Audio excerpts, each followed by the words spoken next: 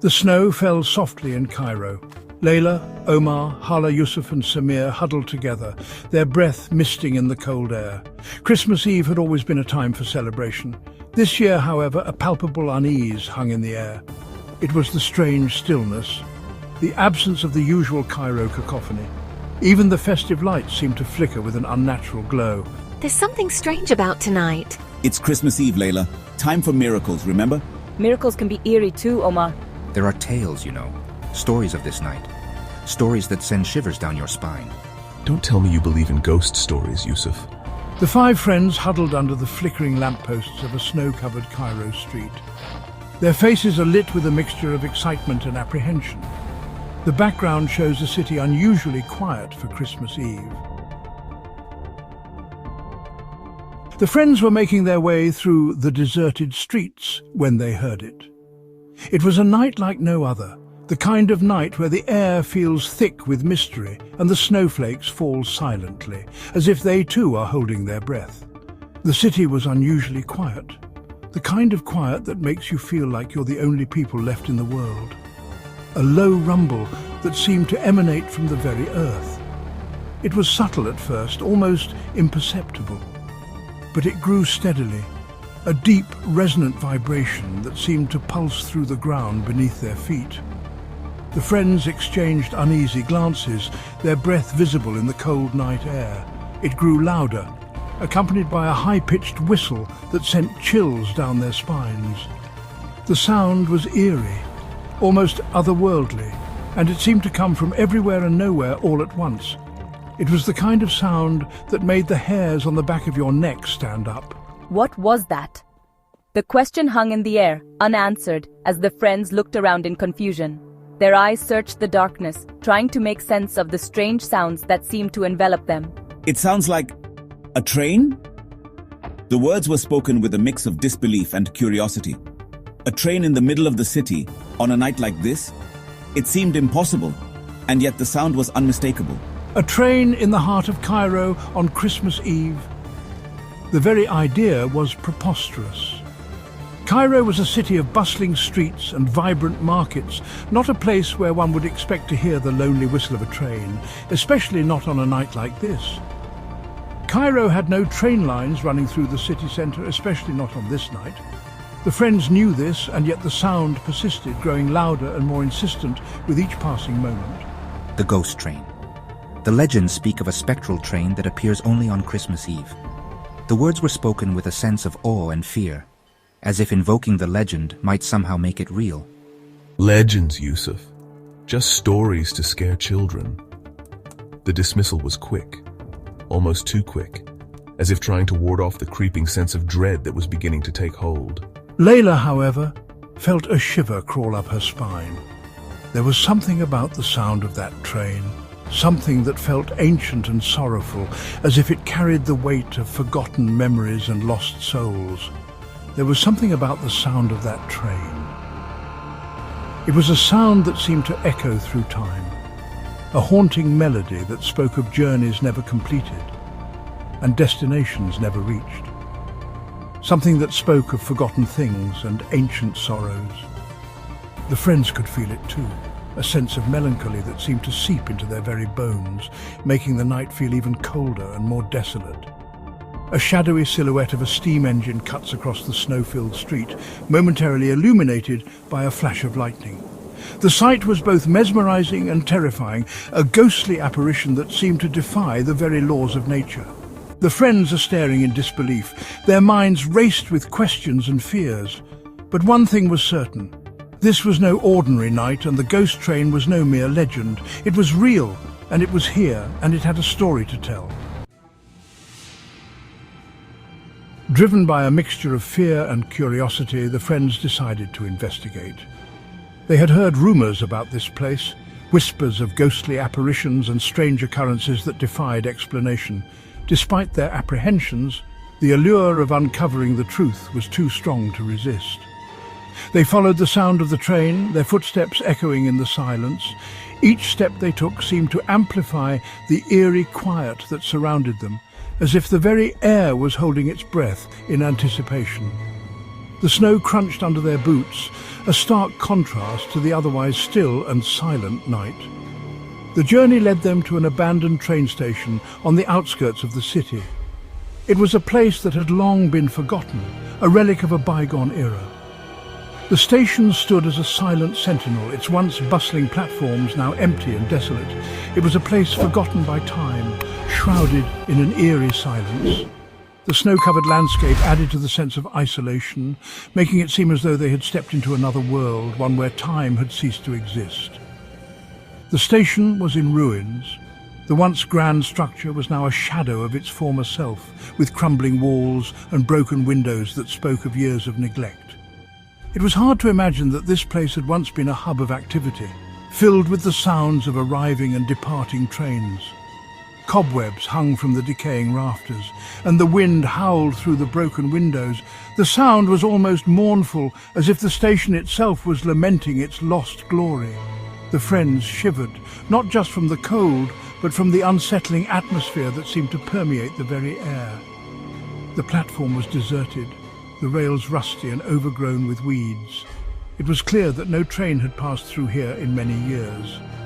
The friends exchanged uneasy glances, each of them wondering what had brought them to this forsaken place.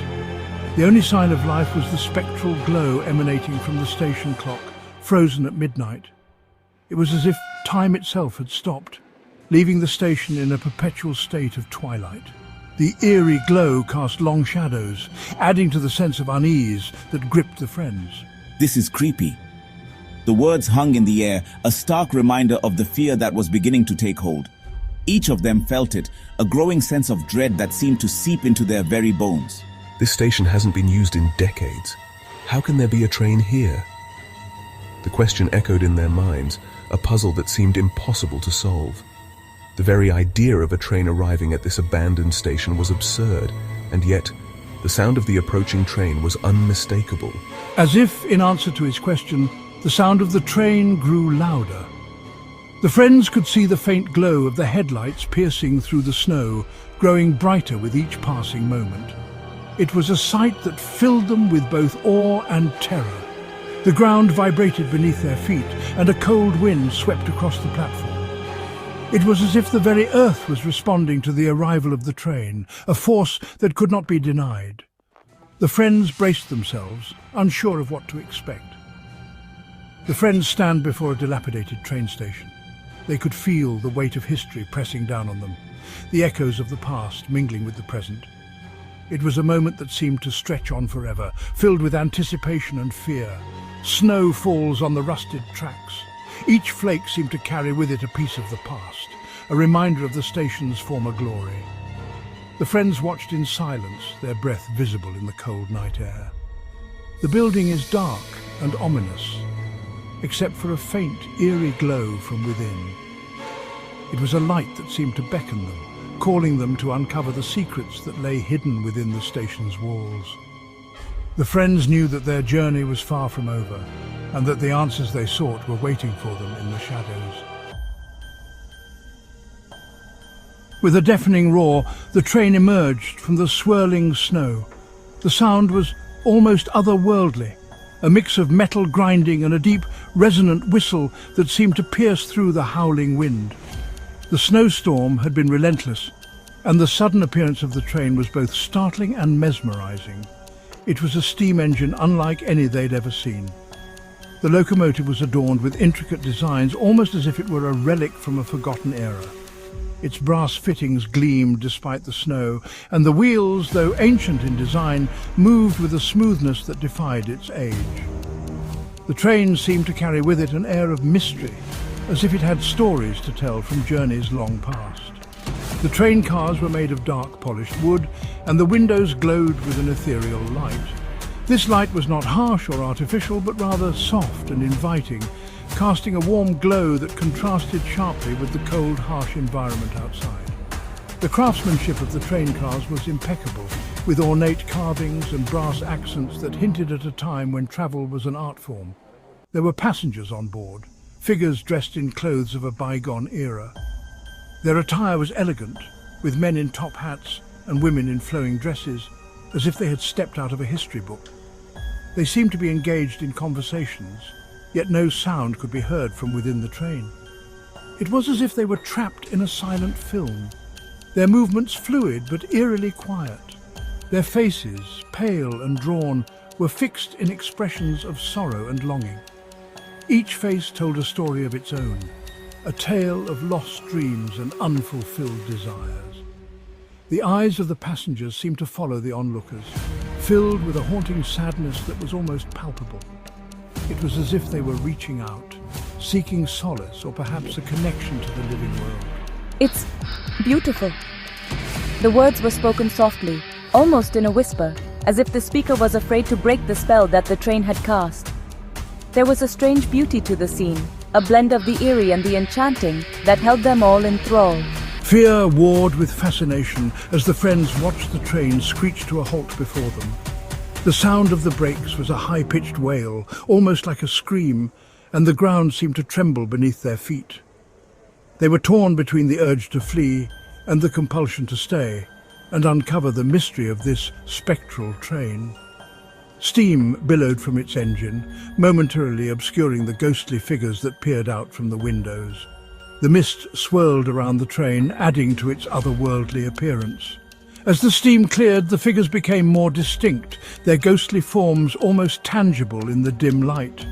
The train's whistle blew once, a long, mournful sound that seemed to echo the sorrow of the passengers. It was a sound that resonated deep within, stirring emotions that were both unsettling and profound. The whistle seemed to carry with it the weight of countless journeys, each filled with its own share of joy and heartache. We can't just stand here. We have to get out of here. The urgency in her voice was clear, a stark contrast to the mesmerizing scene before them. Panic began to set in, and the friends exchanged worried glances, unsure of what to do next. But her words were cut short as the train doors slid open with a groan, revealing a ghostly conductor standing on the steps. The conductor was an imposing figure, his presence commanding attention. He seemed to be from another time, his uniform tattered yet dignified, and his eyes held a depth that spoke of countless stories. He gestured towards them with a skeletal hand. The gesture was both inviting and terrifying, a silent command that sent chills down their spines. It was as if he was beckoning them to join the passengers on their eternal journey. "Welcome aboard! The Christmas Eve Express is now boarding." His voice was a hollow echo reverberating through the cold night air. The words seemed to hang in the air, filled with a sense of finality and inevitability. The friends stand frozen on the platform, staring at the ghostly train. Their minds raced with questions and fears, but their bodies refused to move. The train seemed to hold them in its thrall, a magnetic pull that was impossible to resist. The conductor, a skeletal figure in a tattered uniform, beckons them with a spectral hand. His eyes, hollow and dark, seemed to see right through them, as if he knew their deepest fears and desires. The friends felt a strange compulsion to step forward, drawn by an invisible force that promised both danger and discovery.